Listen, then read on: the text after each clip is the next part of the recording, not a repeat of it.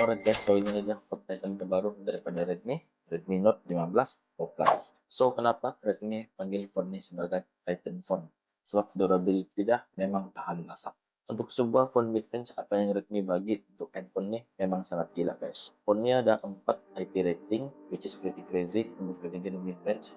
Dia juga datang dengan triple SGS certification. So dari segi ketahanan memang ada. Sebab itulah Redmi Note 15 Pro Plus nih memang layak dipanggil sebagai Titan phone. Redmi Note 15 Pro Plus datang dengan quad curve AMOLED display, support HDR10 Plus, Dolby Vision, refresh rate sehingga 120 Hz dan juga 3200 nits peak brightness. Untuk bahagian depan, screen guna Gorilla Glass Victus 2 jadi lebih kuat dan tahan color.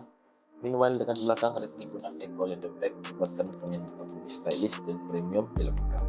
So display dia memang terang, smooth, dan memang sedap mata memandang. Dari segi kamera, dia menggunakan dual camera setup 200 megapiksel main kamera dan 8 megapiksel ultra wide.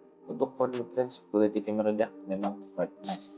Detail gambar nampak sharp, dynamic range oke, warna nampak natural tapi still vivid, terutamanya bila shoot waktu siang ataupun dalam lighting yang bagus. Dan bila masuk waktu malam dan juga low light, kamera dia masih boleh deliver hasil yang sulit. Noise terkawal, exposure seimbang, dan detail yang sangat jelas walaupun dalam kawasan yang gelap.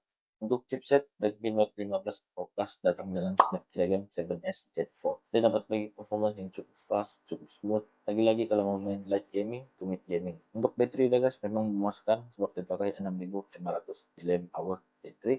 Memang lasting all day dari pagi ke malam. Mau cas pun laju sebab dia support 100 watt wired charge, memang laju gila.